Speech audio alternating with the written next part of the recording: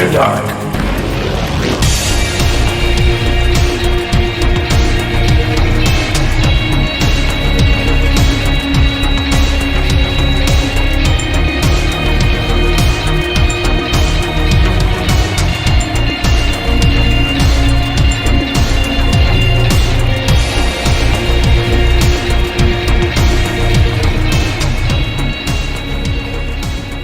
Communion After Dark. Welcome back for another week. It is the week of June 14th. And I'm Mouse. I'm here with Paradise and Gold. And we have special guests this week. We have Curse Mackey and Rona from SINE. Yeah. Hey. So good to see you guys. Oh my gosh. Good to see you. Yeah. All right. Wonderful to have you on the show. It's great to be here. Right here where I'm at. Together with you. Yes. It's good. Where are you transmitting from, Curse? We are transmitting from a very a small region of Austin, Texas, known as Tarantula, Texas. Where the population well, actually, two humans and one boxer. Yeah. Technically Austin, Texas on the map, but we like to think of it as Tarantula, Texas. So on the little private Nice. I like that. commune. Is there a lot of tarantulas there? I would think so. Yeah. Mm-hmm. All over the place. Pretty, They grow on trees. I've heard crazy stories where they like migrate across the highway and stuff like that. Yeah. Like big herds. Yeah. Some of them almost the size of cattle. No, shut up. Are they called a herd of tarantulas? What are a bunch of them called? Yes. Yeah, a gaggle. A gaggle. Oh, that's good. All right, Mouse, you got your shot? Boom. Yes. Yeah. The house wine. Get that cracking. Gold's got his. Ready, Gold? Professional. Yep. So Here we go. professional. Drink. Yes. Al. Cheers. All right. Cheers to you Cheers. Now drink your drink. I had to resist doing the pinky up thing. Like, I know. Ugh. Is wine Nice. supposed to be carbonated? If it's in a can. Sparkling wine. maybe you've got sparkling rosé. Mhm. Is that what that Ugh. You got is that carbonated ripple. Are you gonna have rosé burps now? Let's give before we go to your DJ set, give an introduction. I'm sure most people are familiar with your projects. Curse, you're doing your solo stuff now, but I mean, if you want to give like some introduction to, what you started out, how you started out, or where the projects you've done. I know we brought it up a few times now on the show. Plus, we brought up the fact that you filled in for Bauhaus when Peter Murphy was indisposed. Oh yeah, that Yeah. was Yeah, like, we'll tell a story about that for sure. All right, nice. But But- yeah, so just give some background on what you're currently doing, and if you want to say what you've done in the past, we would love to hear about that. We'll start in the present and work backwards, as we've been instructed to do. So, my name is Curse Mackey. I live in Austin, Texas. I've lived in Tampa, Florida for years, and I just want to make a quick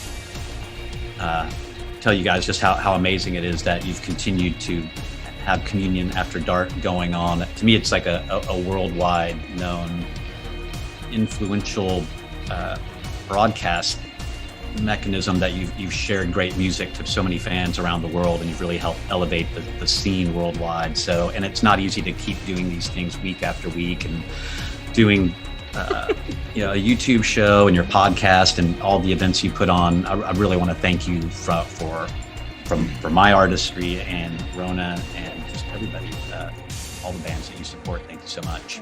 Well, thank you. So it's Thank nice you. to be here. I appreciate that. Very nice. Yeah, it feels like home hanging out with you guys again. So thanks a lot. And what I'm doing is I've mainly just performing under my own name right now. Curse Mackey is a solo entity after years of working in large scale bands such as Pigface, which is kind of just like the greatest melting pot of industrialism, I guess, when it comes to music that exists. And that's an ongoing project, as well as my life with the Thrill Kill Cult. I spent quite a few years working with And then Grim Fairies was a band I had in Tampa for a while, and then started out in Evil Mothers, the sort of tribal industrial punk thing from San Antonio, Texas. That is what got me into the whole thing, because I started out as a DJ, basically in DJing in gay new wave clubs in San Antonio, Texas. And before I was a DJ, I was a lowly bar back and literally the janitor. And that's how I got my start in the music business, was because I was willing to clean the toilets and scrub the sinks of a newly formed dance club that specialized in playing cool new, what was new at the time, like Depeche Mode, New Order, starting to get into post-punk stuff, Killing Joke and Susie and Industrial and everything that came afterwards. So I kind of just existed at a good time. So I learned how to work in a nightclub just by being willing to, while everybody else was partying, I would have to clean up vomit in the girls' bathroom or whatever. But ultimately, I was able to get essentially a DJ internship with this gentleman, DJ Jesse, who was by far the best DJ in South Texas. He was a master beat mixer, and he taught me how to DJ on Technique's 1,200 turntables, and his record collection was massive. And he had everything, every factory records, 12-inch, every 480 thing, every import Depeche Mode 12-inch, just all the like Razor-made stuff back in the day, like really cool shit. So I was like, how do you do that? So he would teach me a little bit each day, and I would help him load his records in and out, to the point where he finally was like, you're getting pretty good at this. Why don't you take over on Saturday night? It's almost like getting to DJ at the Castle from the time the doors open until people start showing up, essentially. That would be the slot that he would offer me in San Antonio. So I do that. And then eventually I got my own night when the club wanted to expand, to open up. And that's where I created a thing called the Cadaver Club. And me and my friends started doing this weird, like Skinny Puppy inspired performance art shows and showing video, and I DJ. And out of that, I was like, hey, I should start calling these record labels like Wax Trax and Network and 4AD and Mute. I'm trying to reach out, and I'm like, hey, I'm this guy in San Antonio, Texas, playing your music. Is anybody touring? And it ended up that Skinny Puppy was going on tour. And so we ended up pulling all of our illicit funds together, me and my friends, and we put on a Skinny Puppy show, and completely lost a lot of money, got in way over our head. It was crazy. But ultimately just made really good friends with Ogre and Kevin Key, who I'm still very good friends with to this day. And from there, Ogre was a very good advocate for us, because soon after we got to put on a show with Ministry, and then Al and I hit it off quite well. So I brought Skinny Puppy and Ministry, and then KMFDM and My Life with the Thrill Kill Cult. I got that call from Wax Trax. They're like, hey, I don't know if you know this band, but they only have one single out. They're called My Life with the Thrill Kill Cult, and they want to come play Texas, but they've only played like one show, and they only want $500 or whatever. And so I'm like, I had just bought that first cut, Shock of 0.6 12-inch of Thrill Kill Cult. And so me and my best friend Raleigh put that show on, and then we hit it off great. We had a party at our new apartment that we had just moved into, and we painted all the walls black, and it was just really funny. And so obviously that ended up working out well, because I continued to put on their shows and ultimately ended up in the band. And so I think the word just got out that there was a reputable person in San Antonio and Austin that could put on these shows. So I put on Frontline Assembly's first San Antonio show, and several. So I was mostly DJing and promoting until Evil Mothers took off. And then we got signed to Invisible Records, because I put the Ministry Mind is a Terrible Thing to Taste show on in San Antonio. And then we took the band out to dinner. So that's where I met Martin Adkins, literally just having fajitas with Al Jorgensen and Martin and Paul Barker, Chris Conley, the whole band. And they were all very inquisitive about who I was at the time, because I was just almost like a teenager still putting on these shows. But me and Martin hit it off, and so then when Pigface came together after that tour ended, I got the call to put the show on in Texas, which they did one show opening for the Butthole Surfers in Houston, and then came to San Antonio. And I put that show on, in which Evil Mothers then ended up on stage setting oil drums on fire at the end of the Pigface show encore, and that kind of led to us getting invited to be a support act for Pigface, which then led to me being invited to come up on stage and sing songs with Pigface, and ultimately becoming an organic part of that band to this point. So that's kind of been my trajectory. Was just I just was willing to clean toilets in a bar and help other people do stuff, and it kind of led to cascading opportunities that still bring us to this point today. So that's kind of what I always say, is just be willing to do the job somebody else doesn't want to do, and you never know where it might lead. In 2021, which the year we're in right now, we will be seeing both of you at Absolution Fest. Absolution Fest is a festival that I started back in 2019 with Pete Olin of Indoxa Booking, and this is going to be our second year for the festival. It's a 3-day event. Curse will be co-headlining on Thursday, which will be our first day of the event. That'll be on October 7th, and SINE will also be playing on that day, so it'll be a double party.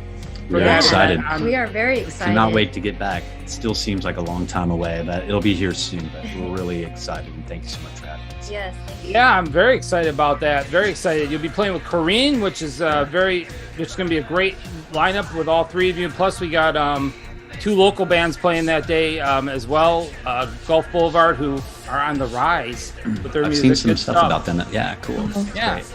Awesome. And Cold Medicine, which is the guy behind the lead singer of Sleeping Pills, Phil from Sleeping Pills. And Phil's a really nice guy, and Cold Medicine's a great project that he does. More of a electronic experimental project, but I really enjoyed his live set. So, yeah, but I'm really looking forward to both of you playing. It's going to be a great opening day to Absolution, and tickets are going fast. We've sold over 50% already, at least of the weekend passes. So if you want to go to Absolution in October, buy your tickets before they're gone.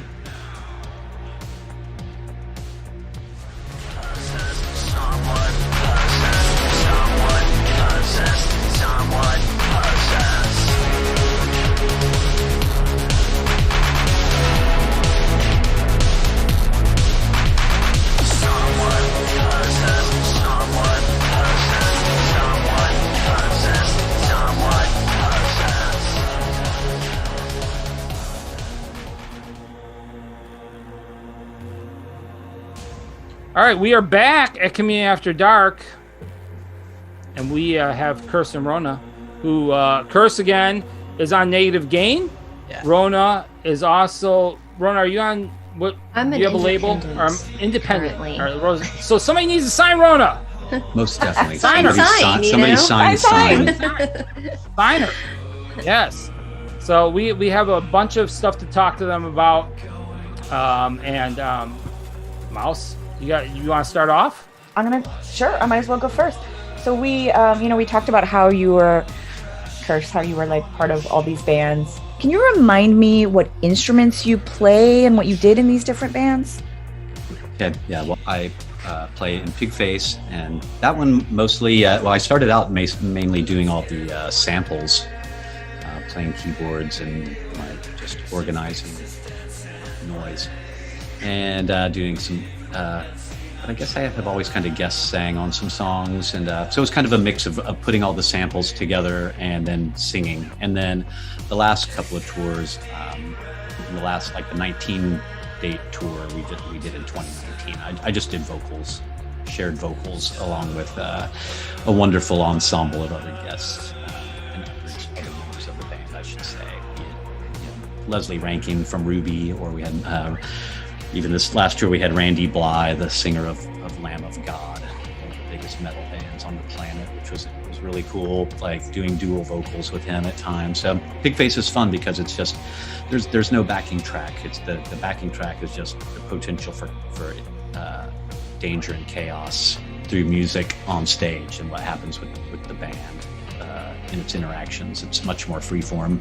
And then with My Life with the Thrill Kill Cult, I played with them for 6 years as keyboards and extra vocals, and then also like co-tour managing with Buzz McCoy. We used to just so I think the part, since I used to promote shows for bands, because Martin Adkins and I have co-tour managed Pigface tours on our own without any other management representation, so to speak. And I think that just comes from my background in promoting shows and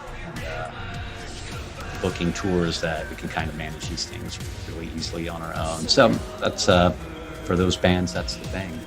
And then for me as a solo artist, the reason that I did that was that I just wanted to, because things like Evil Mothers, where I was just a vocalist, but we had 2 drummers, and Pig Faces, 9 or 10 or 30 people on stage at one time. And TKK is, really Groovy Man and Buzz McCoy's project, and I was just able to lend a hand and help out. So the solo album was really the first time that I just sort of set foot on the stage completely alone with no other support system. So the early shows of the solo shows were like some of the more terrifying ones that I've had as a performer, because there's no backup. It's just me up there. So if anything goes wrong or goes right, it's entirely just my responsibility and adventure to take. So it's been gratifying and fun, but I look forward to, again, operating in a more band-like setting. And Rona and I have some things brewing that might present that. Nice. That we'll be able to share soon enough. Did I answer your question? Yeah, I think you did. Yeah, it's good. And your live set is great. Huh? I'm sorry, go ahead. Do you have another question, Mouse? Sure, yeah. Yeah, go ahead. You've obviously done so many shows. Is there one that like stands out to you as like your favorite show that you've done? There's a lot of them. They kind of come in different ways. Like for Evil Mothers, probably my favorite show. Well, one time we got to play the Ritz in New York, and it was like opening for Pig Face, and Psychic TV was on the bill, and that's where I first got to meet Genesis Peorage. And nice. it was just, there was a lot of buzz on Pig Face back then, so there was a ton, like Jim Thirlwell from Fetus, and I don't know, just like a lot of kind of the superstars of the scene were at the show. And it was our first trip, my first time to ever be in New York. And then we also got to open for Einsters and Neubaut in London for their first show. Wow, in years. that's and a big one. Like Nick Cave was there, so that was Nick like Cave. Oh, yeah. that's So that was kind of cool. And then, but again, sometimes it's like, I don't know, probably for the solo project was getting to do play Instant Exorcism at Cold Waves Festival, because I got to play Chicago Metro as a solo performer, and that was always a very profound stage to me. So those are a couple of the faves that are currently in my mind. Did you get to eat lunch with Nick Cave? No, but it's a funny story though, because Mute Records threw an after party after the show upstairs in the venue, and Kerrang! Magazine was there, and I was getting to get my photo taken with Blixa Bargeld, so I was very excited about that. Yeah. And so he snapped the photo, but then Nick Cave was passing by and thought that this photographer snapped a photo of him. And then he kind of confronted him, like, why did you just take my photo without asking, sort of thing? And so then Blixa just kind of like, whatever, I'm fucking out of here. And then I watched it for a minute, and then the Nick just walked off, and don't do it again kind of thing. And like, but charmingly still, like, and it was just very interesting interaction. And then the photographer just bailed, and I never got to get his name. So I'm like, I just wanted that photo of me and Blixa. Yeah. But it never, with the it's Nick Cave with photo Nick bomb. Cave photo bomb. But we did get to have a brief interaction with Nick Cave on stage in Denver. Where we ended up on stage with him as audience members, because it was kind of a bum rush. Was it a Distant Sky tour? Yeah. Okay, yes. And I remember this very well because it was Father's Day and we were in Denver and went to this Nick Cave show, and we were pretty close. I would say we were like in row G or something. And, it gets to the point where people start getting on stage, and I was like, we're going. So I grabbed him and I led him all the way up to the stage, and I was like, we're getting up here. So as soon as we got up on stage, I was like, oh, no, this is not good enough. And I was like, come with me. And I dragged him all the way to the middle front of the stage, and we stood by Nick, and he was singing. And he started to sing to me, and turned around. And I was standing there kind of dancing in front of him, and Curse is standing next to me. And he looks at Curse and he goes, must be hard. And then he and you go, yes, very often. Yes. So we had a cheeky conversation. It's really funny. In the middle of Staggerly, no doubt. Yes. And then he like leapt off. Oh yes, he used me as a jumping board. That was pretty funny. He like put his hand on me and jumped off of. I mean, there's actually That's video amazing. of this on Instagram somewhere, but it was it was a trip, like sold out show. So Oh, that wow. was I our can imagine. interaction with him. That's pretty awesome. So that was cool. pretty- That's just like great, a fan experience. He's one of Yeah. my Yeah. favorite artists ever. So for us, I was shy, and Rona's like, no, come on. Like, I'm okay, all like, so, we're not going to leave here without going up there. so that was See, Nick, yeah. I mean, you That's got to pretty- take your chances when you can, you know. No, it's pretty amazing. That's for sure. No doubt about that. That's exciting, actually.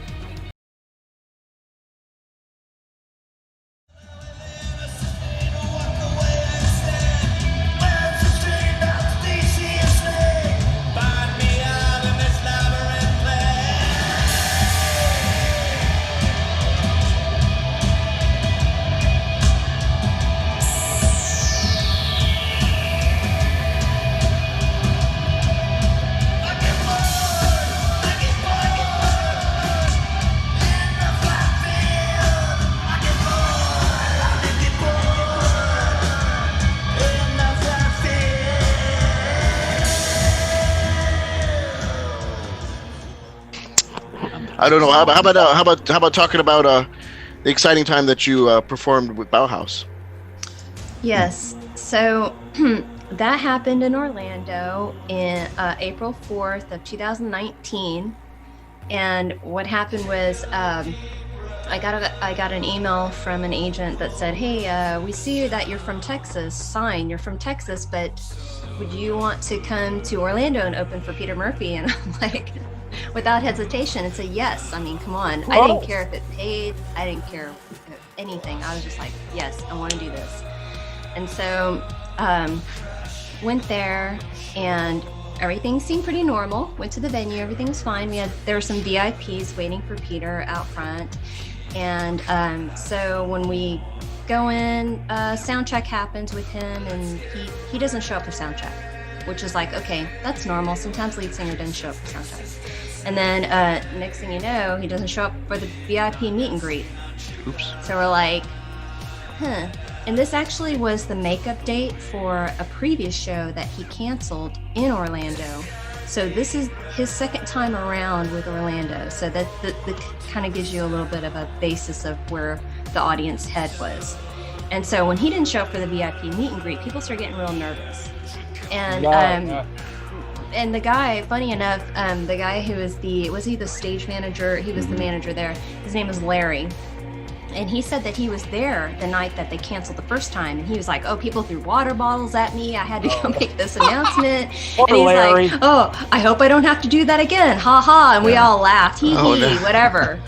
And then the night goes on. I do my set. Everything's Larry fine. must have been pissing his pants. Huh?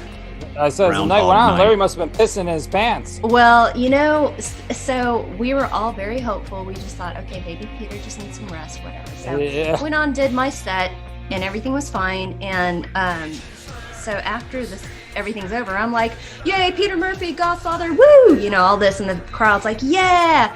And then Curse comes running up to me, and I'm looking at him like, hi. And he goes, oh, don't make any moves or faces or anything weird, but Peter isn't coming.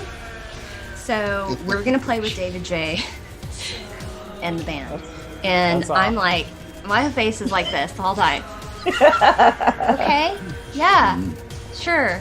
And so we run off backstage and meet up with David J., who we just now first saw for the first time because we didn't see him during sound check or anything.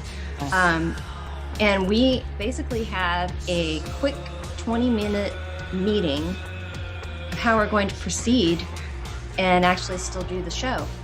Because David was kind of like, you know, Curse will tell you his account from his end, because while I was on stage, he had some things happening while David was watching me perform and also watched Curse perform with me during the song Drugs. He got the idea to recruit us. Okay. Just do the show, because he's Nice. like, we can't cancel on these people for the second time. You know, they're going to cause a riot. And there actually were police there. I don't know how much coverage you guys saw about that, but there were people who were very angry. And so David was like, I can't do this again, and we're going to have to just like try work it out. Wow. So that was kind of, I mean, Curse, I guess you could tell your account of. Yeah.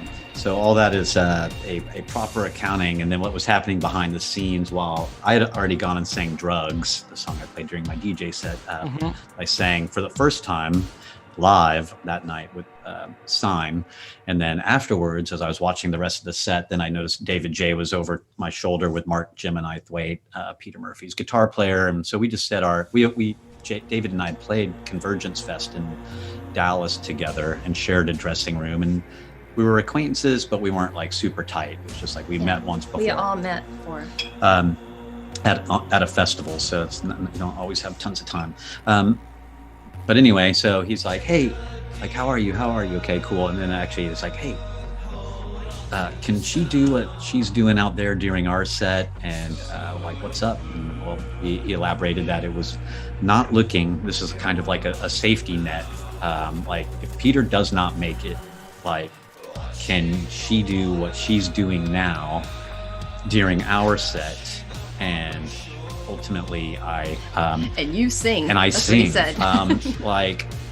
I let him know that it was the way my first band, Evil Mothers, came together is that we learned to play music together doing like Bauhaus covers, strangely enough. Wow. That was sort of our foundational meeting point of the one band that we all liked the most. And Stigmata Martyr. So I'm like, well, I know like these 5 songs pretty well. Just so he's like, okay, so you'll sing, and we'll just. So we kind of had a little strategy of breaking it down into like a live remix, sort of dub it out. Yeah. Like almost like stream of conscious vocals. Like don't have to completely just. We're not a cover band. We're gonna take. The tour was called Peter Murphy 40 Years of Bauhaus Ruby Celebration Tour with David J. Right, so Peter's doing all these variations and different sets of the period of the band, and so we kind of just conceived a set list of 8 songs and then quickly bonded over the album Killing Joke in dub as kind of like something that we all knew musically that we really liked, like we're all big dub fans. And mind you, this happened in 20 minutes. It was 20 minutes between the time you went off and yes. How can you possibly There's not much time there. Well, no, there was no rehearsing, is what we're saying. So what happened was when we found out that it was final, that Peter was just not coming. Poor Larry had to, I mean, we all of us, David J and Larry and us, we all made the long walk down the hall to the stage, and Larry's like, okay, well, here I go. And David J went out on stage too and basically told the audience, hey, you know, we're frustrated too, but we're all here together, so let's try to have some fun, and if you want to stay, wonderful, you know. So you're all going to get your you're all getting your money back. But if you want to stay, right? But if you want to stay, we are happy to play for you. And Curse and Rona are going to join us. And so, 20 minutes, literally, that's how long we had to put everything together. And you know what happened was when we met with the band, we put together the set list, and David's like putting stars going, okay, Rona, you're here, Curse is here. And I was pretty much on stage the whole time, except for like maybe the first and last song. And I said, hey, my rig's still out there. It's right out front in front center, you know, because when you're the opener, that's where you know, you're going to want to put yourself out front. I said, do you want me to move to the side? And he's like, no. And I'm like, wonderful. We're like, okay, good. I'm the one that's standing most in Peter's forward spot, yes. and I was like, okay. So Curse and I went into my dressing room, and it's so bizarre when someone asks you to do something like that. Suddenly, you forget all the songs you knew. I was like, do I even know a Bauhaus song? You know, because your brain just goes into overdrive. And so we kind of like quickly reviewed some stuff, and of course we know these songs, but you know, in those moments, different to play them live. Your brain just goes, "Oh shit! I have never thought about the drum structure to thought about playing the song." And so, you know, like we even discussed doing Bela Lugosi's Dead, and David's like, "Oh, Rona, you can do the Oh Bella part." You know, I'm like, "Okay, cool." So the way that we handled it was very off the cuff, and we just went with it. And what I did with my drum rig that was out front was I just tried to follow Mark Slutsky, which was Peter's drummer at the time. And as a drummer, you kind of can anticipate when things happen. So I was trying my best to kind of stay with him as much as possible, but that was really my tactic to not lose my shit. Try to be like, okay, I'm looking to my right and there's David J. Oh my, and then I'm looking to my left and there's Curse and Mark. Same for me. Like pretty wild.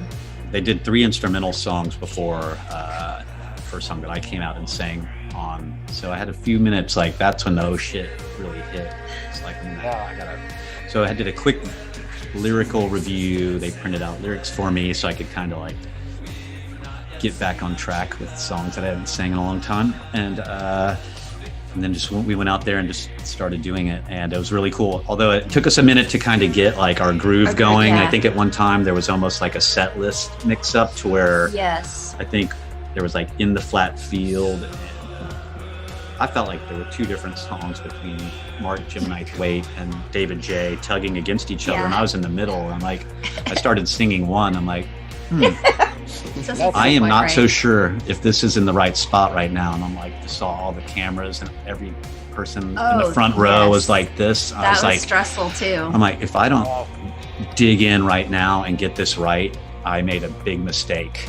And then we locked in on In the Flat Field and like hit the chorus, and then it was like, we're a band. That's and when then it was like everybody's like, because like even I was like I'm playing and I'm looking like, are we doing this right? And I'm like, are we playing the same song? I don't know. I don't think the audience recognized what was happening, but so like we definitely were like, going on, and then it's happening. Then it felt really good once it locked in. Then it was like, all right, and we made it through, and it was really cool. And like as David J said, he was like, we made champagne out of lemons. Oh yeah, we took lemons and made champagne, and gave the audience something cool. And a lot of people stayed. We were very most people pleased. Did. Yes, most people stayed. There were some people who got really upset and left because they were just like, second time canceled. I understand the people's anger, especially the ones who stayed outside for VIP meet and greet in the hotness. You guys know what it feels like out there. And people are wearing like black velvet and stuff. Our scene doesn't exactly dress for summer, You guys were the heroes of that show, though, for sure. Because it's a trip.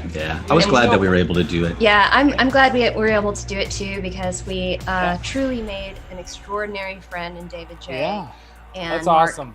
Jim Knighthwaite and Mark Slutsky. So we definitely will be seen with them again sometime. And Peter Murphy, he put out a nice statement, and I never want to be perceived as somebody like trying to take over somebody's role or like step into somebody else's shoes. It was just an opportunity and a situation that occurred. And I agreed that I felt so much empathy towards the audience that I'm like, how can I help more so? And it was just fortunate again, like that life comes full circle. And it's like, wow, that I kind of put myself in that situation of just being able to know those songs a long time ago. So it was very, kind of a unique situation for us all. So, but I respect Peter Murphy's so amazing. So it's just an honor to get to do it and have so much fun. And it's a great story. Yeah, your buddy Christian Banks, who does PR for Negative. He was there. He was there. He was there at both of those shows. Actually, the one that canceled previously, and then that one. So I'm a firm believer that everything happens for reasons, and I know that sounds very cliche, but how random, that I get contacted to open for that show. It's just so odd. It wasn't something that I put in for. I didn't even know it was happening. I just happened to be connected with the promoters there, and I think they had my press kit and stuff, so it was just like a fluke, but I think that it's building a way for an interesting future. Oh, that's awesome. It's a great life experience, and it's really cool that you're able to do something like that, and it's good for both of you. I mean, and Bauhaus is, I guess, still around because they're playing that Cruel World Festival in California coming up with, and they're like second on the marquee behind Morrissey, so Hey, Yeah. I mean, there's, and I believe the full band's back together now, if I'm not mistaken. They are. Yeah. And I love those guys. I mean, well, I began as a Love and Rockets fan. I'm the person that knew Love and Rockets before Bauhaus, and I knew New Order before Joy Division, so I had to learn later. But just to see those guys together again, like Daniel Ash and then Kevin Haskins and David, the whole crew, I'm just like, Yeah, good for them. Amazing. Truly, what an amazing band.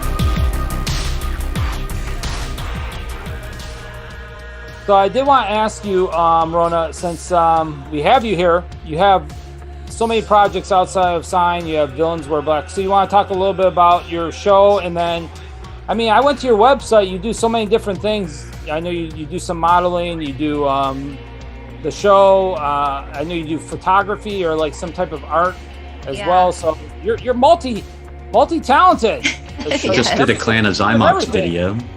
Yes, I did a Clan of Zymox remix and a video for them for the song Lockdown.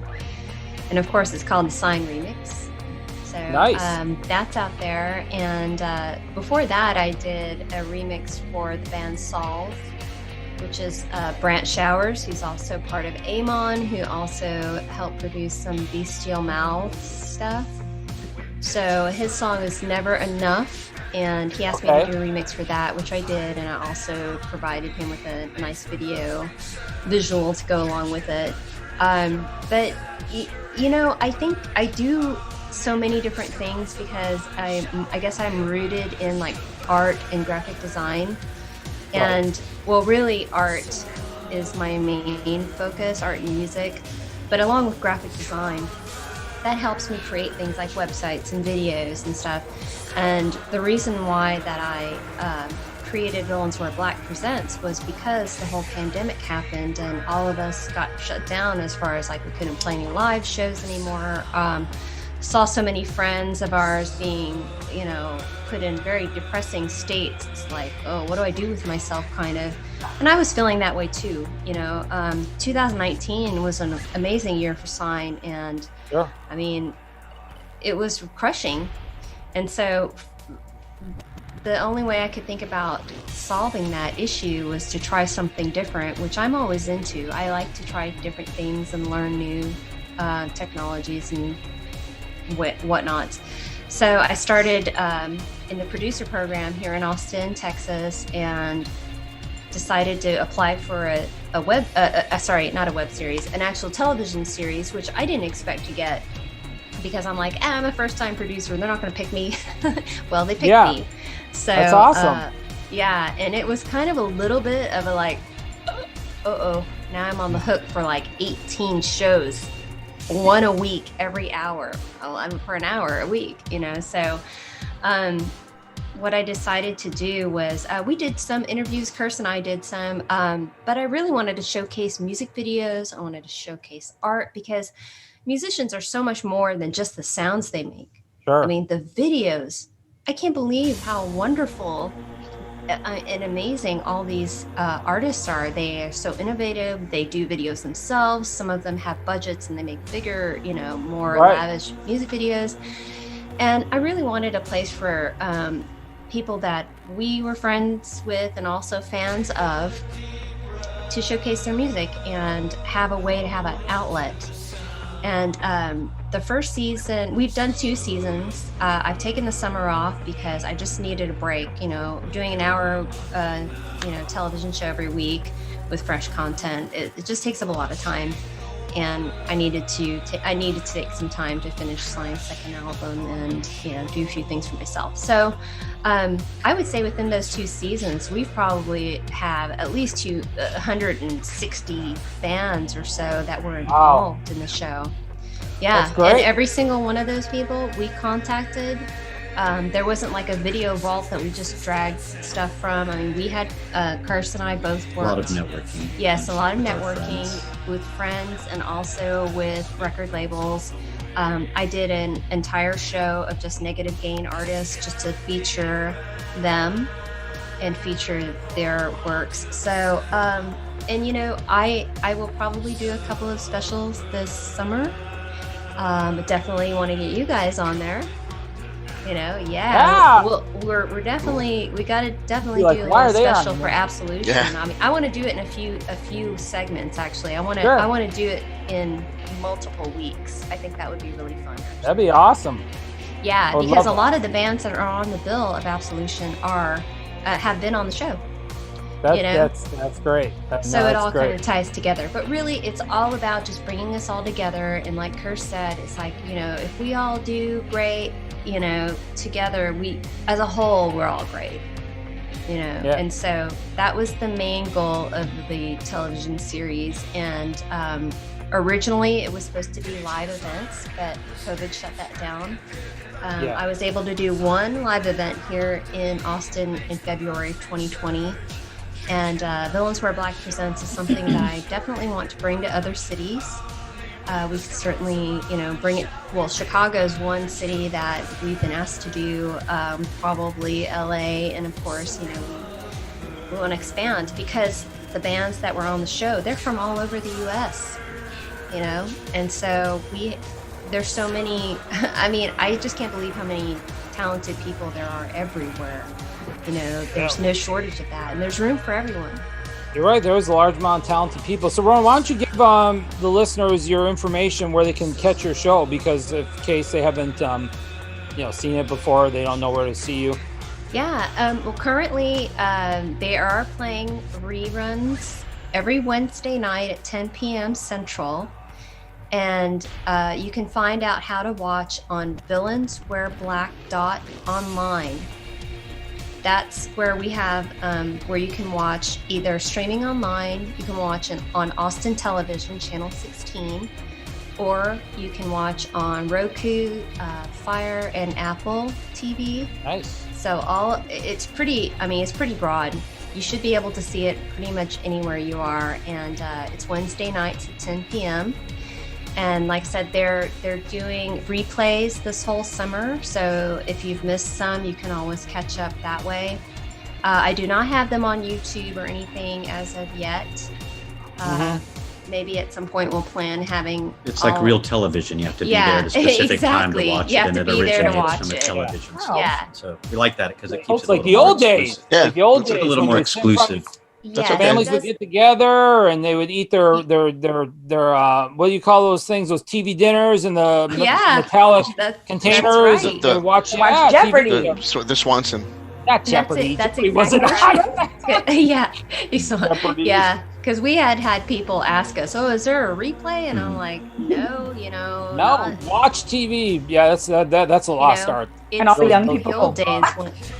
But I also, in a way, so There's no I DVR? really liked that concept in a way because Yeah. I think sometimes we need to roll ourselves back because everyone's just like so used to everything on demand.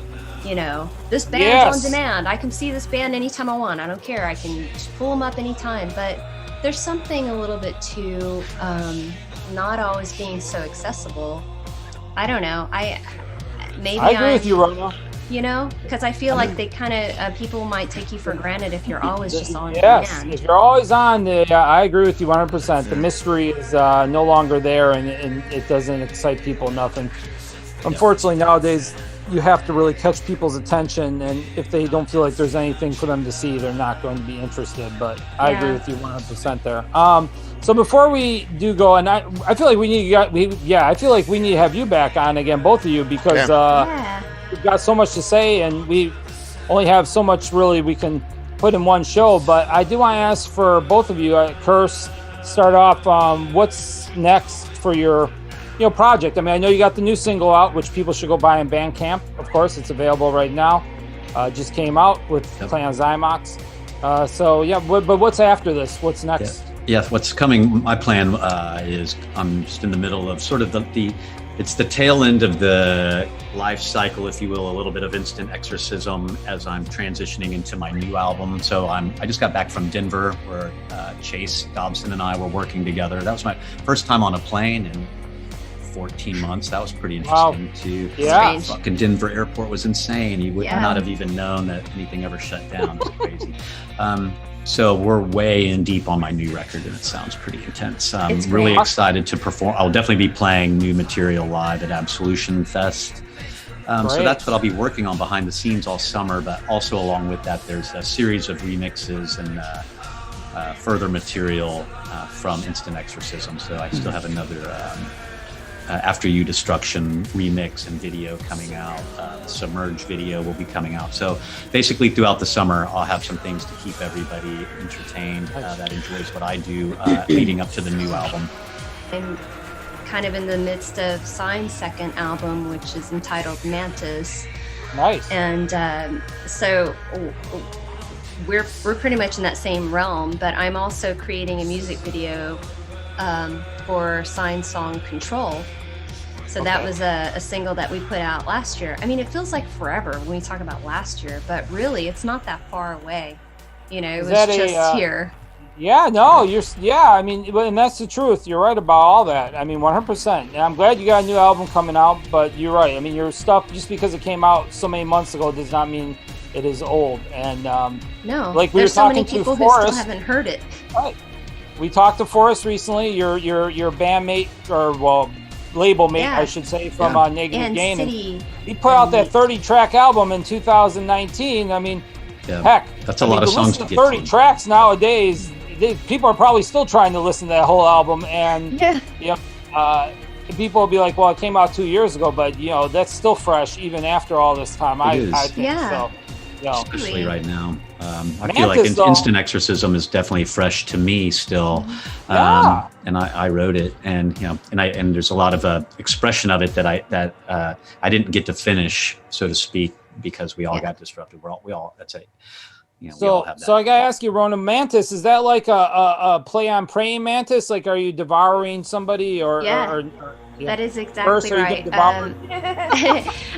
So originally, I actually created another project called Death. Because I have a lot of demos that I'm just kind of like, it's not really a SINE song, doesn't really fit. Okay. It's a little more off the beaten path, I guess. And originally I was going to call my Death album Mantis, but what ended up happening was when I started to create the songs for the new album for SINE, I thought, well, it's more fitting for SINE, because I truly like the strength and the symbolism of a mantis, and of course, it'll pretty much eat anything's head. And devour anything in its path. So it's kind of like a little bit of a spiritual, but also a tough little critter. So I relate, I guess. I'm a tough critter, I say. That's awesome. Look, I want to thank both of you, because you two are actually two of the nicest people I truly know, and I really thank you for coming on. Thank you. Thank you for having us. We feel the same about you guys. Yeah. You guys are the nicest, wonderful thank you. People, Yeah, other than gold, maybe. No, I'm just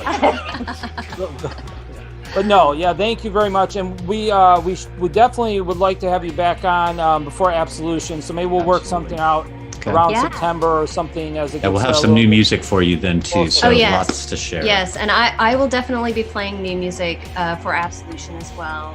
Oh, nice. Cool. New SINE stuff is like, it's pretty awesome, trippy and heavy. It's cool. Yeah, it's really... it like I said, again, I'm a little off the beaten path, but good beats. But good beats, Good beat. Yeah. So make sure you check out both their releases that are out: Instant Exorcism by Mackey and SINE, I believe, Rona, your album's just called SINE, right? It's just self-titled, correct? Actually, my first album is called Insomnia. Oh, see, I'm stupid. I have another release. No, it's okay. I have another release called Injected, which, funny enough, did not come out during the pandemic. Wow. I named it Injected way before that, so it was it's a coincidence. And so was the song Desolate District, by the way. That was a coincidence too. Nice.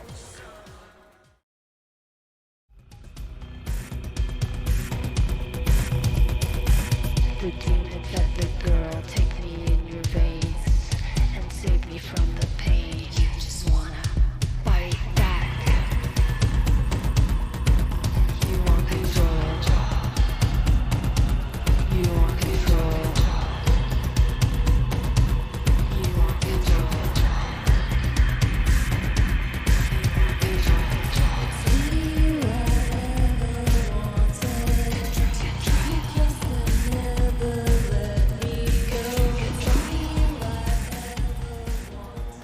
So Insomnia is the album that is out. You want to check that out from SINE. Good, very good stuff. And I really enjoyed the album. And after that, you did release one single, right? With Chris Connelly, if I'm not mistaken, was the last thing you put out, correct? Yes. Okay. The song is called Desolate District. Okay. And features Chris Connelly. And the way we came about it was actually at the Thalia Hall show, Pigface show, backstage. He said that Curse had played my album, Insomnia, on the bus. And he said, hey, I like your music. And I just took a chance and said, oh, would you ever want to collab? And he's like, yeah, sure. So that song that you hear, it's my music with some production from Curse and all of Chris Connelly's lyrics. So he wrote the words, I wrote the music, and it came together really amazingly. And Chase Dobson did the final mix. Chase also worked on it too. I work with Chase Dobson as well. He's just like, that's all right. We have a good team. Yeah, we have a good team. Of the way that we try to work and help each other. It sounds like it for sure. Well, so check that out. Her music, both of your music's on Bandcamp, I'm guessing, correct? That's right. Yes. So go to Bandcamp, give them some love. We can put up the links on our show. We'll have all that. We'll get that from them and put up the links. And thank you again for joining us. And we'll definitely have you back again. So I guess that's about it for this week. See you then. Thank you guys again. Thank you. Thank you. Be good little sinners. Yes, be bad little sinners. Will someone turn off that music? That's enough. I'm putting an end to this freak show right now.